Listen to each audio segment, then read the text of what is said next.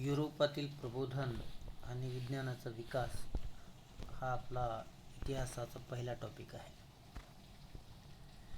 सुरुवातीला या टॉपिकमध्ये आपण काय काय शिकणार आहोत याची थोडीशी माहिती सांगतो आणि त्याच्यानंतर आपण एक एक मुद्द्याला आपण अभ्यास करणार आहे.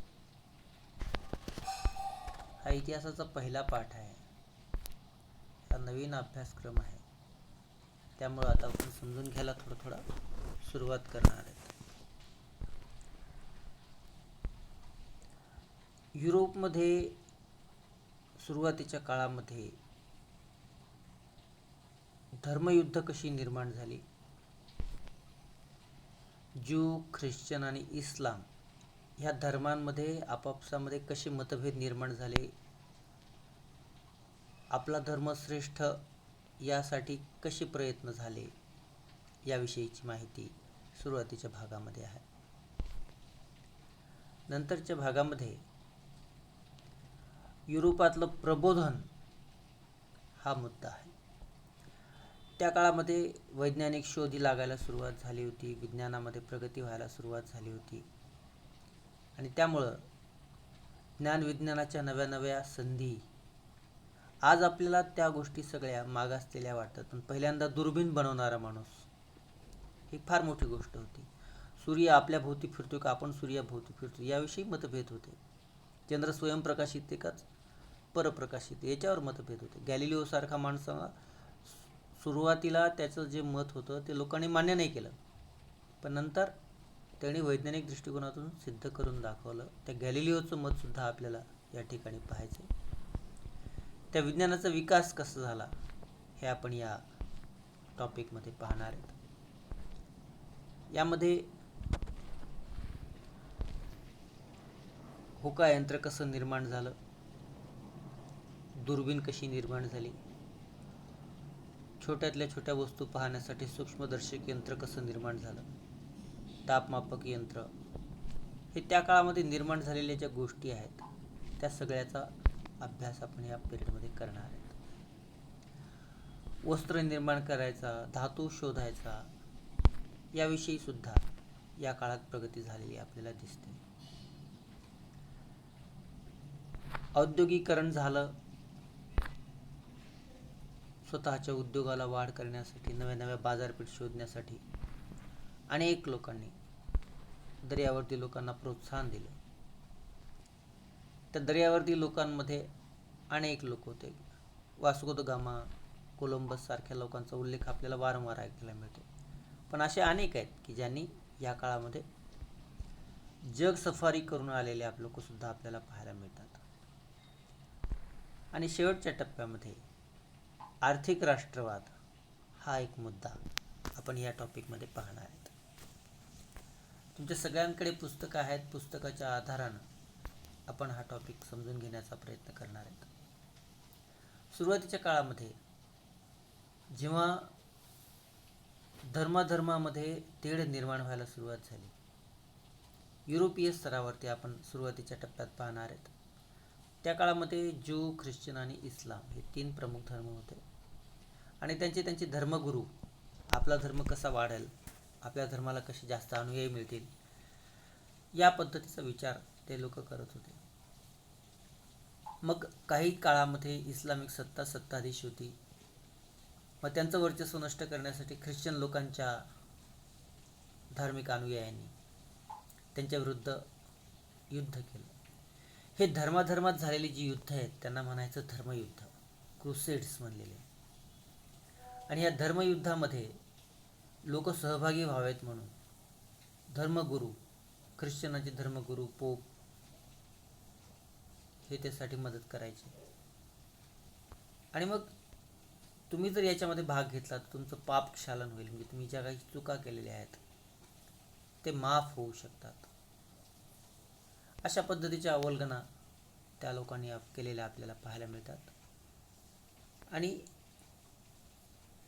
सत्ता काबीज करण्यासाठी धर्माचा उपयोग, मग सत्ताधीश आणि धार्मिक सत्ताधीश ह्या दोघांमध्ये एक प्रकारचं सख्य होतं. काही ठिकाणी सख्य होतं, काही ठिकाणी त्यांच्यातल्या त्यांच्यात सुद्धा भेदभाव निर्माण झालेला आपल्याला पाहायला मिळतो. मग सत्ता टिकवण्यासाठी धर्माचा उपयोग यासारख्या गोष्टी सुद्धा करायला त्या काळात सुरुवात झालेली आपल्याला पाहायला मिळते. पहिलं जे धर्मयुद्ध झालं, दुसऱ्या धर्मयुद्ध पोप युजिनियस आणि फ्रेंच राजा सातवा लुई, जर्मन सत्ताधीश तिसरा कॉन्रॅड याच्या मदतीस झालेला आपल्याला दिसून येतं. तुर्कांनी यांचा पराभव केला आणि इजिप्तचा प्रमुख सलादिन यानं 1185 मध्ये जेरुसलम जिंकून घेतलं. या काळामध्ये 9 धर्मयुद्ध झाले आणि या धर्मयुद्धाचा शेवट जरी झालेला असला तरी जेरुसलम आणि त्याच्या परिसरामध्ये इस्लामिक सत्ताच हावी राहिलेली आहे, त्यांच्या ताब्यामध्ये तो प्रदेश राहिलेला आहे. पुढे हे धर्मयुद्ध अशी चालत राहिलेली आहेत. या धर्मयुद्धांमध्ये ख्रिस्ती धर्मयुद्धांना अपयश यायला लागलं, कारण पोप आणि युरोपातले सत्ताधीश याच्याकडे संकुचित वृत्तीनं पाहत होते. म्हणजे आपण बरं, आपला धर्म बरा, आपल्या धर्माचा पगडा राहायला पाहिजे सत्ताधीशांवर सुद्धा, या अशा छोट्या छोट्या संकल्पनेमुळं लोकांचा त्यांच्याकडे पाहण्याचा दृष्टिकोन बदलला आणि हळूहळू राज्य लोकांमध्ये एकी नव्हती, सम्राटामध्ये आणि धर्मगुरूंमध्ये सुद्धा बेबना होता. आणि याचाच परिणाम असा झाला की या धर्मयुद्धांना अपयश आलेलं असं आपल्याला दिसतं. या धर्मयुद्धामुळे सरंजामशाही मात्र नष्ट झाली. या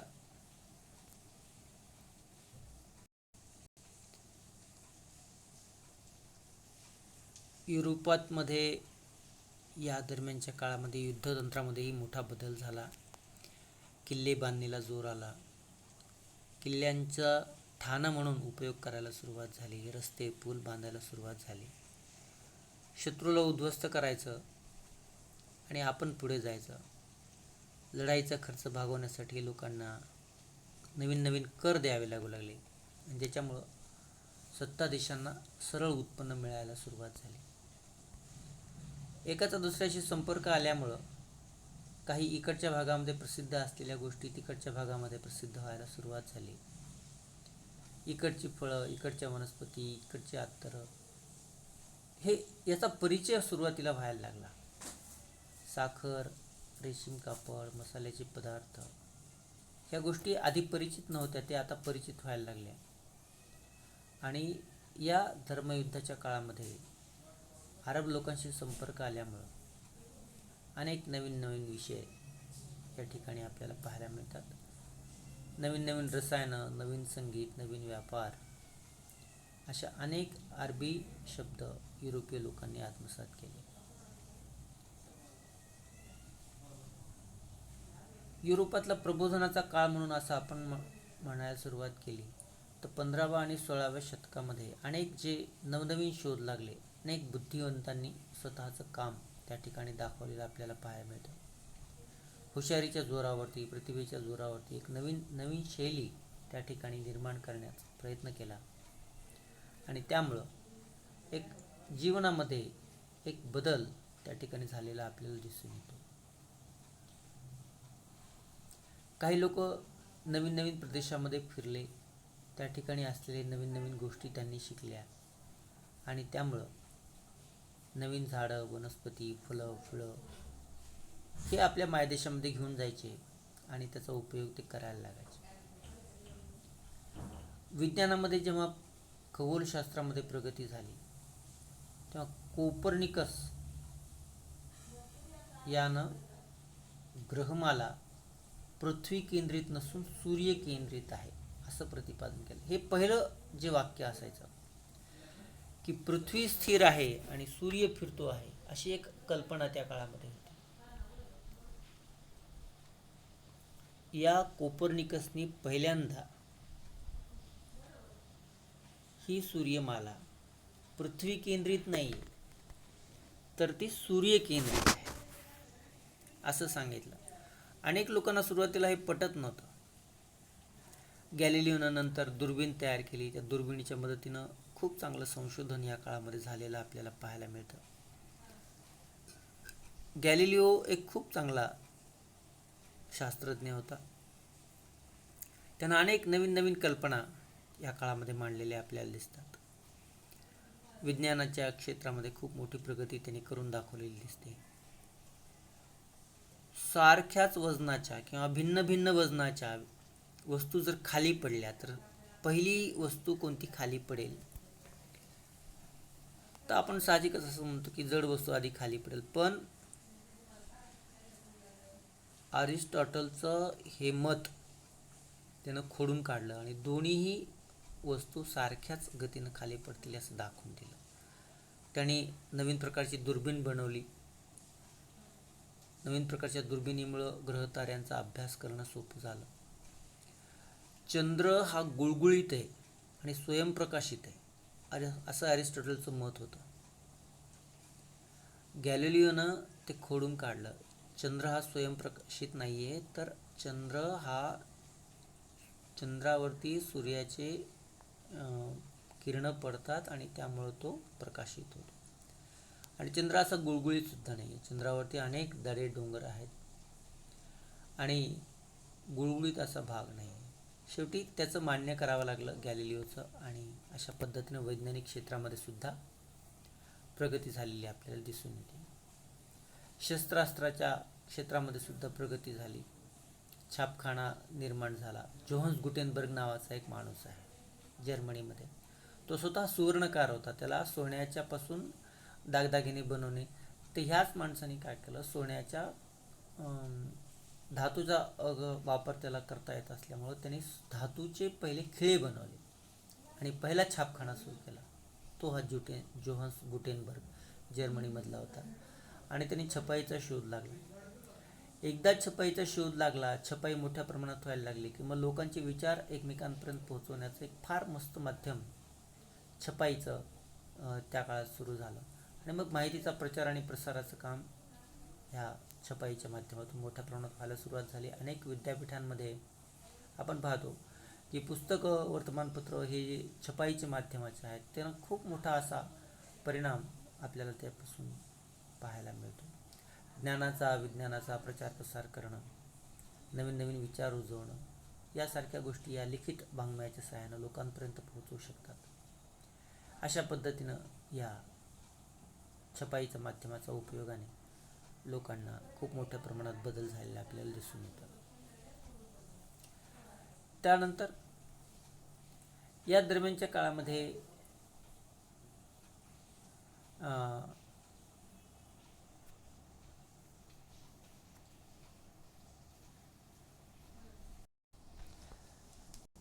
धार्मिक प्रबोधनामध्ये कॅथलिक चर्च त्या काळामध्ये केवळ ते धार्मिक चर्चाच करणारे नाही तर ते आज्ञा काढणारे सुद्धा लोक होते आणि सर्वसामान्य लोकांच्या जीवनावरती प्रभावित करणारे, त्यांचं जीवन नियंत्रणामध्ये करणारं अशी ती एक संस्था होती.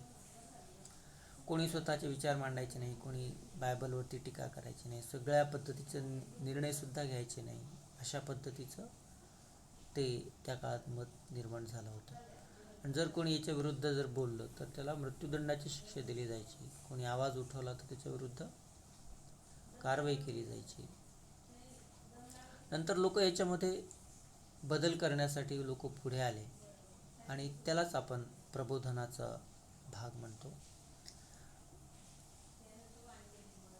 नवीन नवीन विचार सुरू आले, नवीन नवीन विज्ञानाचा वापर होत असल्यामुळं नवीन वारे, नवीन विचार हे त्या काळामध्ये निर्माण झालेले आपल्याला दिसतात.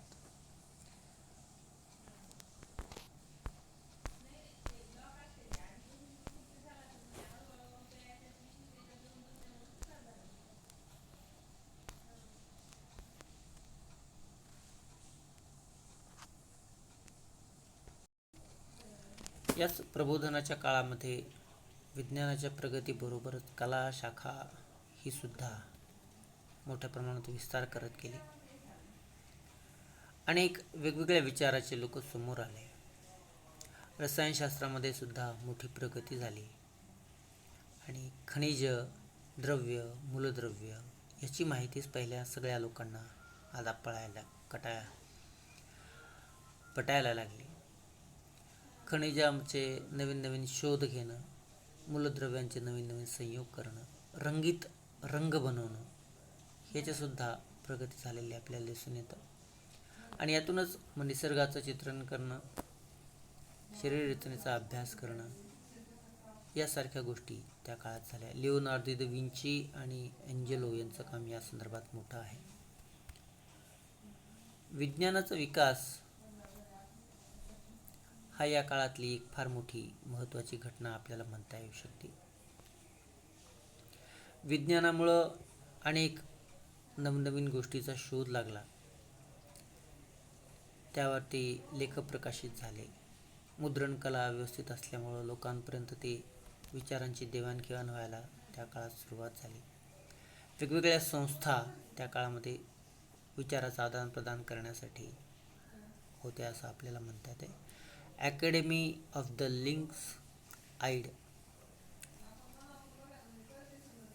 लिंक्सियन अकॅडमी फॉर एक्सपेरिमेंट्स, लंडनमधलं royal society for improving natural knowledge आणि फ्रान्समधलं फ्रेंच अकॅडमी या महत्त्वाच्या काही अकॅडमी आहेत. सगळ्याच क्षेत्रामध्ये प्रगती होत असल्यामुळं होकायंत्र नवीन नवीन निर्माण झाले. होकायंत्र दिशादर्शकांसाठी आपल्याला कामाला येतं. दुर्बीण लांबचं बघण्यासाठी आपल्याला कामाला येते. तापमापक यंत्र तापमान मोजण्यासाठी आपल्याला कामाला येतं. अशा पद्धतीने अनेक क्षेत्रामध्ये प्रगती झालेली आपल्याला दिसून येते. आणि या प्रगतीमुळं लोकांचं जीवनमान सुद्धा खूप चांगल्या प्रकारे झालेलं आपल्याला दिसून येतं. तसेच रॉबर्ट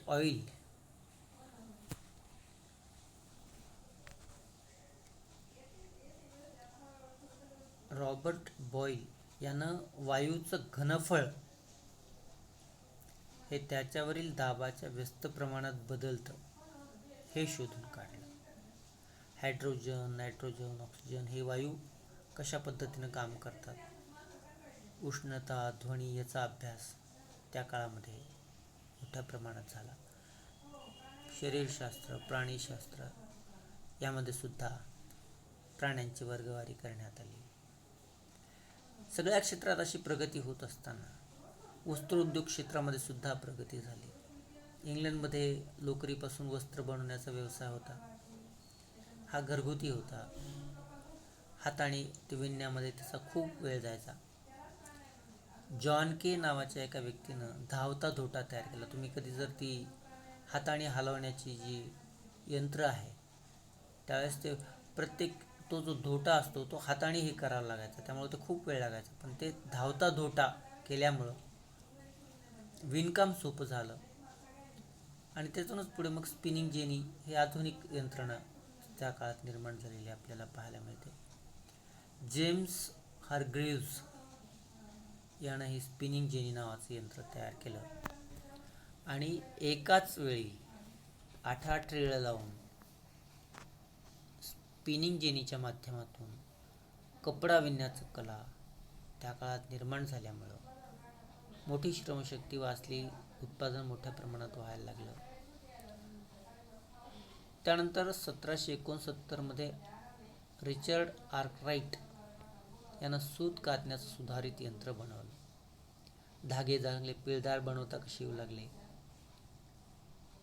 सॅम्युअल क्रॉम्प्टन नावाच्या एका व्यक्तीनं म्यूल नावाचं एक यंत्र बनवलं. सूत कताईचं ते यंत्र होतं आणि यामुळं उत्पादन मोठ्या प्रमाणात निर्माण झालेलं आपल्याला दिसून येतं. एडमंड कार्टराइट यानं यंत्रमाग बनवला आणि कॉटन जिन नावाचं यंत्र बनवलं. कापसापासून सरकी बनवण्याचं जे सरकी बाजूला काढता येणारं ते यंत्र होतं. अशा पद्धतीनं वस्त्रोद्योगाच्या क्षेत्रामध्ये प्रगती झालेली आपल्याला दिसते.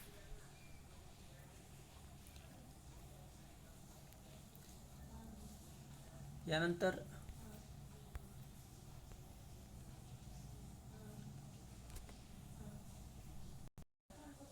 धातू विज्ञानाच्या क्षेत्रामध्ये सुद्धा खूप मोठ्या प्रमाणात बदल झाले. इंग्लंडमध्ये लोखंडाच्या खाणी होत्या. लोखंडाच्या खाणीपासून शुद्ध लोखंड निर्माण करणं ही एक अवघड किचकट प्रक्रिया असते. याच्यामध्ये खूप नवीन तंत्रज्ञान शोधण्यामध्ये यश मिळालं आणि हे खनिज वितळवण्यासाठी लाकडाऐवजी दगडी कोळसा आपण वापरू शकतो आणि त्याचं उच्च तापमान असणाऱ्या भट्ट्या तयार करता येऊ शकतात आणि त्यामुळं लोखंड वितळवणं आणि ते वितळवलेलं लोखंडाचं रूपांतर पोलादामध्ये करणं हे सहज शक्य झालं. ह्या प्रगतीला सुद्धा खूप मोठ्या प्रमाणात आपल्याला पाहायला मिळतं. पुढे या कोळशाच्या भट्ट्या रस तापवणे, त्यातून लोखंडी रॉड्स तयार करणे यासारख्या गोष्टी त्या काळात व्हायला लागल्या. रेल्वे रूळ जे असतात ते याच पद्धतीनं तयार झालेले आपल्याला दिसतात. त्याही गोष्टीला खूप मोठा हातभार लागला आणि त्यामुळं धातू उद्योग मोठ्या प्रमाणात सुरू झाला.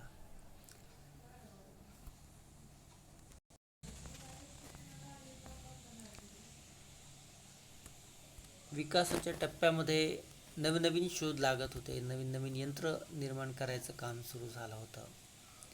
एका यंत्र दुसऱ्या क्षेत्रामध्ये कसं वापरता येईल, त्यातून जबरदस्त गतीनं उत्पादन कसं वाढवता येईल ह्याचे वेगवेगळे प्रयोग त्या काळात सुरू झाले. आणि याच्यामध्ये मग एक बेल यानं एक रोलर सिलेंडर प्रिंटिंग नावाचं यंत्र निर्माण केलं. त्याच्यामुळं कपड्यावरती छपाई करण्याचं काम हे फार सोपं झालं. बूट तयार करणे, बुटाचे तळवे आणि टाच जोडणं हे कामसुद्धा यंत्राच्या सहाय्यानं. शिलाई यंत्र, जेम्स वॅटनं बाष्पशक्तीवर चालणारं म्हणजे वाफेवर चालणारं स्टीम इंजिन सुरू केलं. त्यानंतर कोळसा आणि लोखंड बाहेर काढण्यासाठी ह्या नव्या नव्या गोष्टीचा उपयोग करायला जाऊ लागला असं आपण म्हणू शकतो. हे वाफेवर चालणारं जे इंजिन होतं त्या इंजिनाच्या साह्यानं खाणीतून कोळसा काढणं, कच्चं लोखंड बाहेर काढणं यासारख्या गोष्टी करण्यात येऊ लागल्या. पुढे वस्त्र उद्योगामध्येही त्याचा वापर झाला. बाष्पशक्तीवर चालणारं नांगर, कापणी यंत्र, गवत कापणारं यंत्र असे अनेक नवीन नवीन प्रयोग व्हायला लागले. बाष्पावर चालणारी बोट, रॉबर्ट फुल्टन यानं क्लेरमॉन्ट नावाची ही बोट बाष्पशक्तीवर चालवण्याचं त्यांनी शोधून काढलं. बाष्पशक्तीच्या मदतीनं जमिनीवरून वाहतूक करण्याचा प्रयोग जॉर्ज स्टीफन्सन यानं केला. बाष्पशक्तीवर चालणारं आगगाडीचं इंजिन तयार केलं. आजपर्यंत आपण पाहतो की आपल्याकडे कोळशावर चालणाऱ्या आगगाड्या आपण पाहत होतो. आता आपण विजेवर चालणाऱ्या, डिझेलवर चालणाऱ्या रेल्वे आपण पाहतो. पण काही दिवसापूर्वापर्यंत हे दगडी कोळशावर चालणाऱ्या, बाष्पावर चालणाऱ्या इंजिन्स आपल्याकडे वापरण्यात येत होत्या. लिव्हरपूल ते मँचेस्टर ही पहिली रेल्वे, ह्या रेल्वे इंजिनानं पहिलं अंतर हे पार केलेलं आपल्याला पाहायला मिळतं.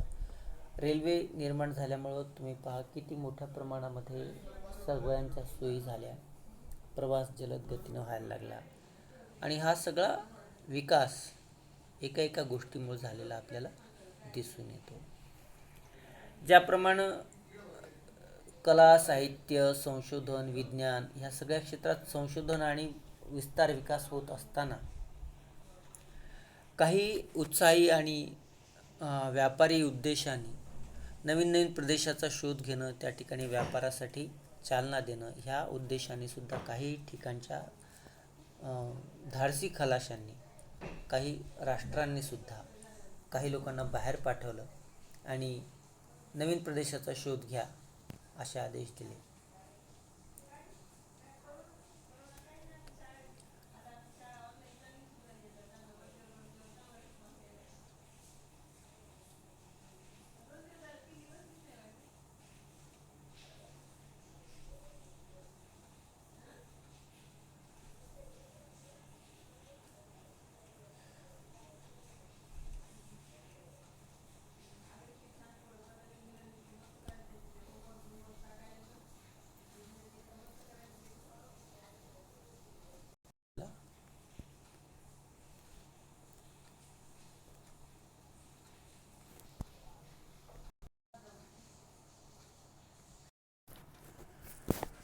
हेनरी द नॅव्हिगेटर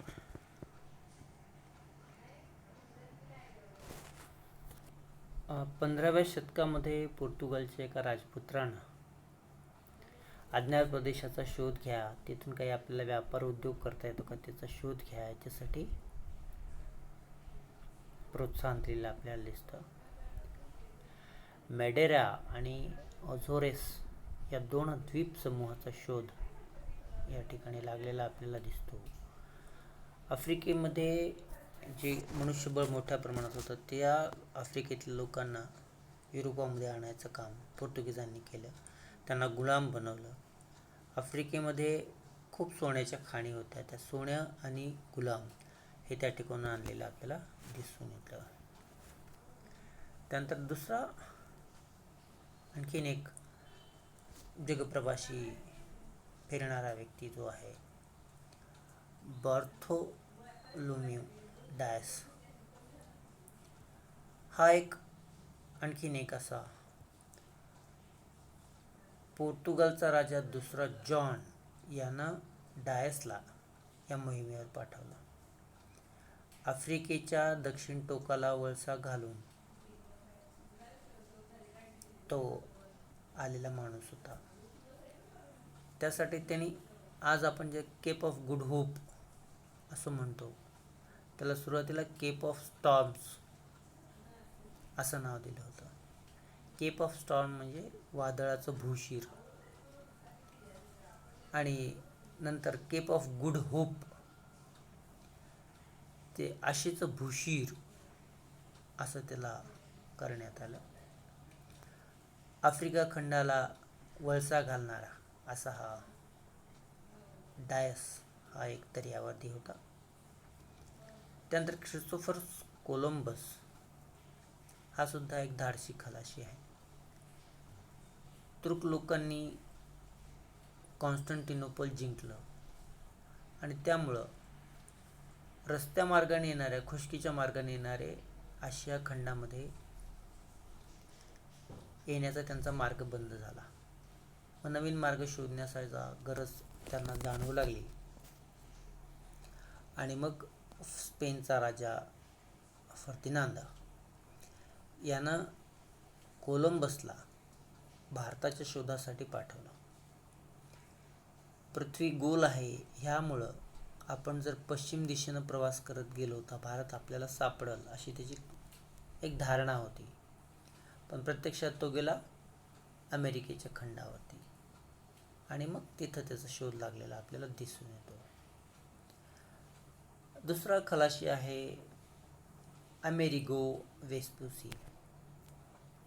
हा इटलीचा एक खलाशी आहे. त्यानं स्पेनच्या वतीनं पहिली शोध मोहीम काढली आणि त्याच्या 3ऱ्या मोहिमेमध्ये व्हेनेझुएला नावाचा प्रदेश त्यांनी शोधून काढला. ॲमेझॉन नदीच्या मुखाचा प्रदेश त्यांनी शोधला आणि त्याच्या नावावरूनच अमेरिका खंडाचं नाव पडलं असावं असं मानलं जाते. वास्को द गामा हा दुसरा एक खलाशी. हा 4 जहाजं आणि 170 प्रवासी घेऊन जगप्रवासाला निघाला. हा पोर्तुगीज आहे आणि तो भारताकडे निघाला.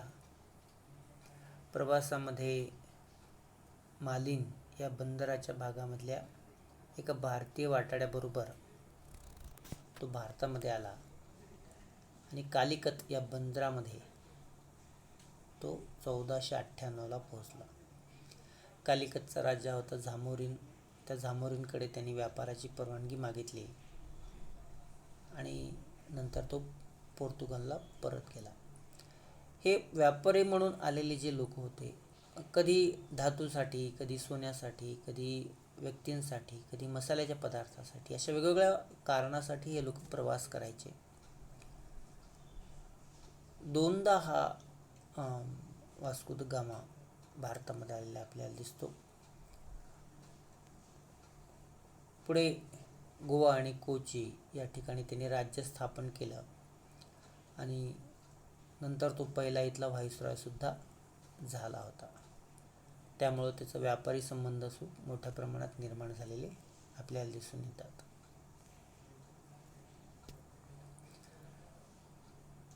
आफ्रिकेमध्ये खनिज द्रव्य खूप होते. हिरे, माणिक, मोती, सोनं, तांब या गोष्टी मोठ्या प्रमाणात असल्यामुळं अनेक लोक तिकडे जाऊन येत होते आणि तुलनेने तो प्रदेश थोडासा मागासलेला असल्यामुळं तिथल्या लोकांना पकडून आणून गुलाम बनवण्याची प्रथा सुद्धा त्या काळात सुरू झालेली आपल्याला पाहायला मिळतं. जसं वेगवेगळ्या वस्तूंचा व्यापार होता, तसा माणसांचा व्यापार हा त्या लोकांनी केलेला आपल्याला दिसतो. गुलामगिरी पद्धत ही त्या ठिकाणी असलेली आपल्याला दिसून येते आणि गुलामाचा वापर त्या ठिकाणी व्हायचा. त्यानंतर फर्डिनांड मॅगेलन. हा मॅगेलन हा पृथ्वी प्रदक्षिणा घालणारा प्रवासी म्हणून आपल्याला ओळखला जातो. त्यानं पूर्ण पृथ्वी प्रदक्षिणा केली. स्पेनचा राजा चार्ल्स यानं ही मोहीम आखली आणि मॅगेलन फिलिपाईन्स इथे मारला गेला, पण मात्र त्याच्या प्रवाशांनी ही पृथ्वी प्रदक्षिणेची मोहीम पूर्ण केलेली आपल्याला दिसून येते. त्यानंतर सॅम्युएल डी शॅम्प्लेन.